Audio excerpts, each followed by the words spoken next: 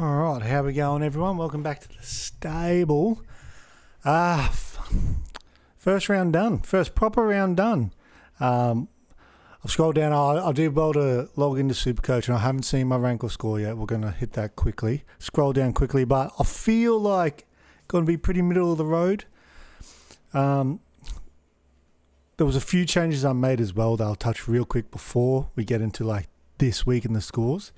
But if we just get straight into this week, because we're here now, so we've got the week upgrades. We'll have the live show tomorrow. But quickly touch on my weekly update. How did we do?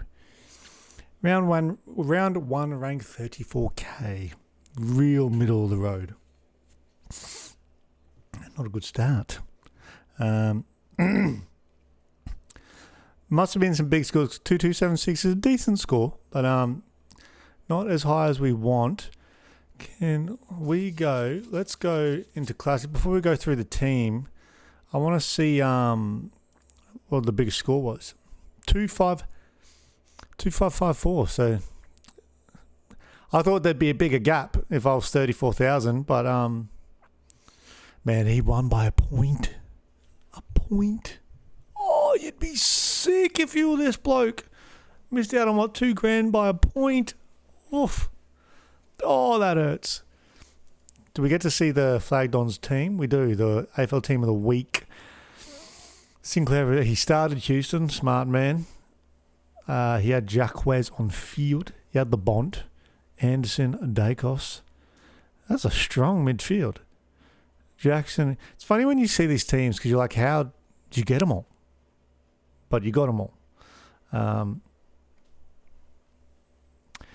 Yeah, well, I went past Grills, but that's 3 rookies on the defense. But that's a fair team. Good bench too. There's a whole bench scored except one. He's Flag Dons. Look out for Flag Dons this year. He's going to be red hot. But let's get into my team. Let's get into how we went. Now, first big mistake is I had Jacquez on the bench. I went Sarong. I think some people went Sarong.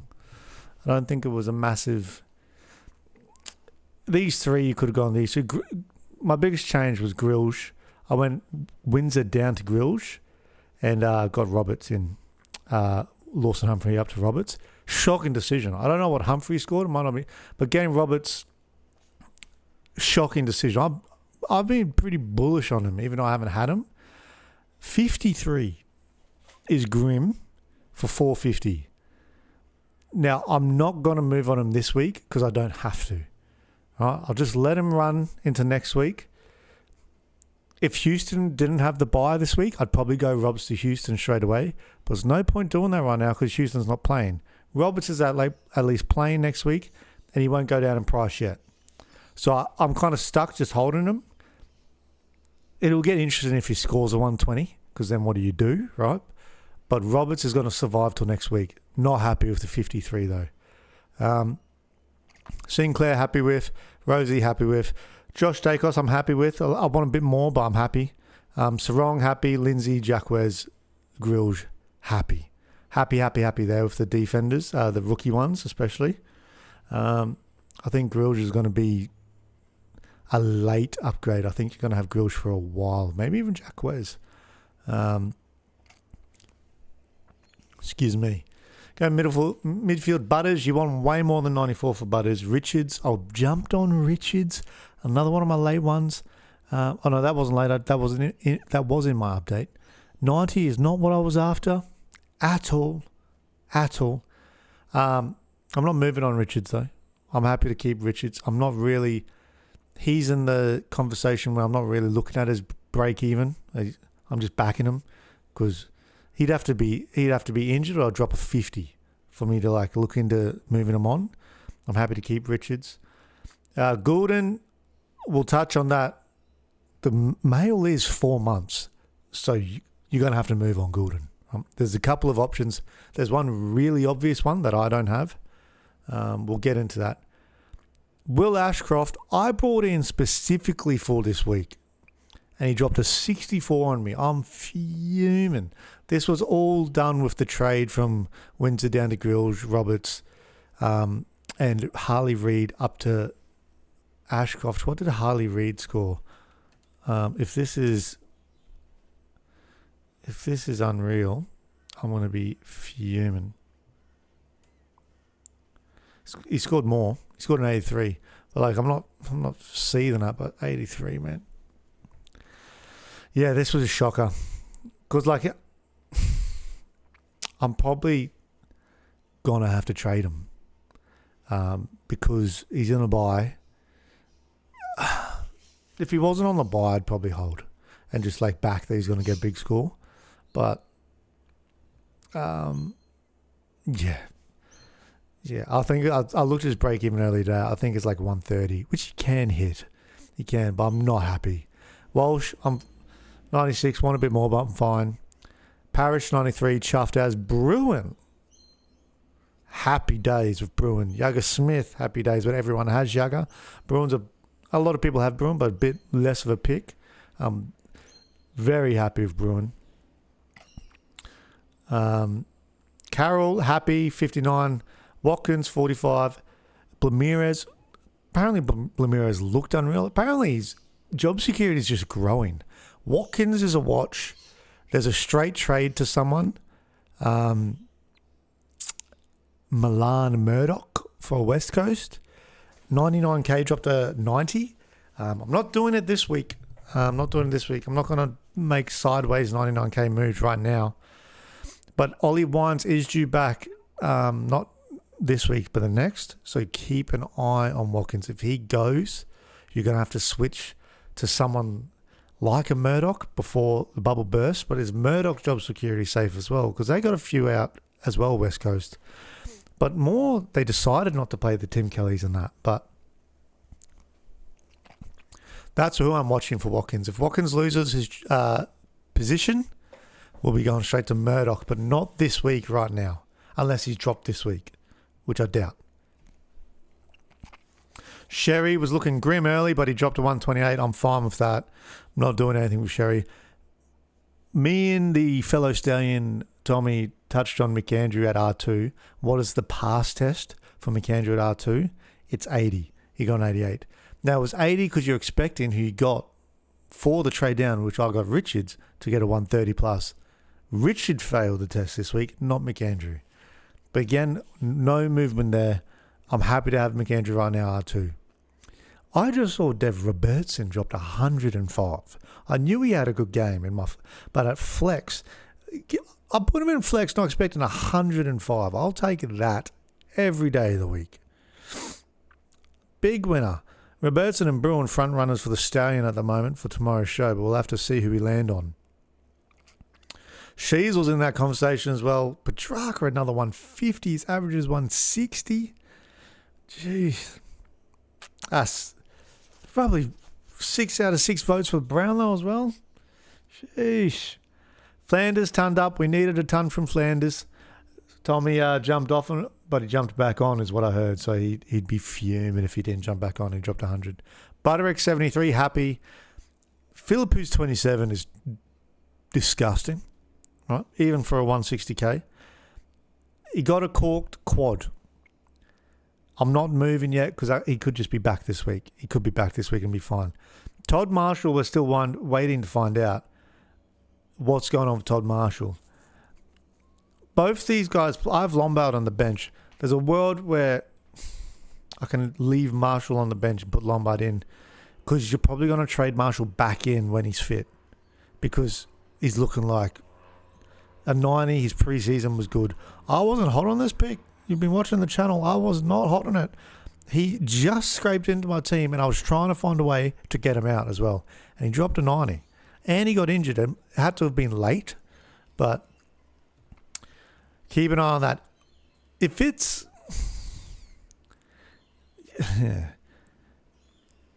like 8 weeks, you have to trade him. This is getting silly because you would think if it's 4 weeks you have to trade him. If you think it was 3, you'd have to trade him. But I'm not. If he's going to be this good of a cash, I'm not sure because you're just going to trade him back. It's a tough one, that one. Lombard, Doveston, happy with that, both of them. Doveston's a bit low, but we're happy. And Kalani was the loop, so that's it. I'll get into what I'm looking to do. What I have to do is Gulden. So there's only one trade I have to make this week, and it's Gulden.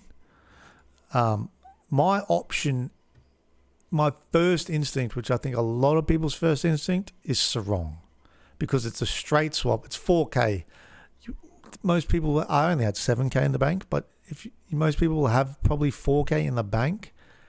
Sarong dropped to 150, and he's good value for 570. Where is he? Sarong. So that's the go-to at the moment. Yeah, and no buy. No early buy too, so you're getting out of that. But if we just have a quick look at... Yeah, see, there's Milan Murdoch dollars per point. Not quite break even, but dollars 110. Damn. Oh, you could move on that this week. 110. Wow. That's it. Dersman drops to 78. I jumped off Dersman, but he's doing what you need him to do. Sharp 57. That's probably going to keep people happy. I'm just having a quick look if there's anyone. I'm not going to Luke Parker. I know he dropped 137, but I'm not moving there. Finn O'Sullivan, pre-season, man, he dropped 85, and he's looking decent. That'd be a smoky pick to go from Gulden down to Finn. That would be a smoky 85 at 300k. Yeah, honestly, I am watching Finn. I was watching him in the preseason. He got West Coast as well, because I know he's gained mid. He's gained a fair bit of mid. That's a bold move, though. Surely you just have to go to Sarong. See, I'm thinking Will Ashcroft down to Finn. That's what I'm thinking. But we'll watch list him for now. That might be one I'll leave till next week. But you don't want to leave too many to next week, because then you won't be able to make any moves. Yeah, man, that's an interesting one. Now, where's Connor McDonald? Because I know Connor McDonald went off as well. Did he not score that well? I've already scrolled past Connor. I must have already scrolled past Connor McDonald. Oh, no, he's not a mid. Is he? Is he? Let's just search him. No, he's not a mid. Okay. It must be a defender. Or forward. Hey? All right. Look, I think we just have to... I'm probably just going to go Sarong. These are my thoughts. My thoughts are Gulden to Sarong, and then the only other trade I'm probably looking to do is Ashcroft out to someone that's playing. Yeah. And I wouldn't mind making some money on the Ashcroft one. So let's just put Gulden back for now and take Ashcroft out, and I want to make money on it. Let's just look at the big scorers. See, like I said, this is one I could go down to Finn Sullivan, but that would be very bold. That would be very bold. Doesn't have the buy. Doesn't have a buy. But here's a lot of ceilings got scored for North Melbourne. Be very careful. A lot of ceilings got scored for North Melbourne. Could go LDU. Ashcroft down to LDU. Oh, it's bold. Bold. Windhager. But Windhager's a buy. I'm trying to avoid trading into a guy with a buy, because I'm going off a guy that's just having it. Oh, LDU, 104. Oh, he's burnt me though before. He's burnt me. Yeah, look, that right now, that's the target. Sarong, LDU, Finn O'Sullivan.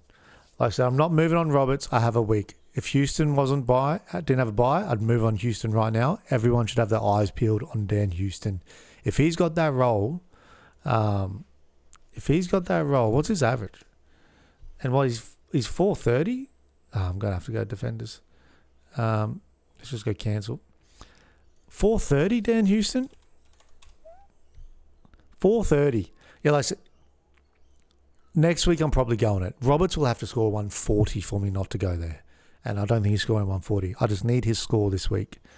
And yes, watching from Mail and Tom Marshall, we might have news by tomorrow's night's live show. So we'll talk trades again at the end of the show with Tommy. We do that at the end, our trade targets, more in depth. I'll have more of a thought of exactly what I'm doing. Philippou, Court Quad, we're chilling there. But that's basically the wrap. Like I said, besides that, man, it is, let's just, the Bont. Just a quick touch on the Bont. If you bring the Bont in, Tommy Stallion traded him, and I know he's seething. He will go cheaper than 706k, but if you have the Bont, I wouldn't even look at his break even ever, because he will always be able to break it. It doesn't matter if he's got a break even of 150. He will be able to touch it. He will be able to break it. So that'll be my thesis when I get him. And like, we might not. There's a world where you can always get someone if you really want, but you'll have to trade out a Primo instead. There could be a world where he doesn't come down enough. There's a world where he doesn't come under 670, honestly, all season. That would be really hard to do. But once you have him, don't look at him. Don't even worry about it. Once you have him, keep him. That would be my thesis. I think everyone needs to get Petrarca, and he's now in 75% of teams. That is outrageous. But anyway, we're going to leave that there. The live show tomorrow we'll get a bit more into exactly what trades we're looking at. But yeah, not too happy with the 34k rank to start. Rough. All right, see you next one.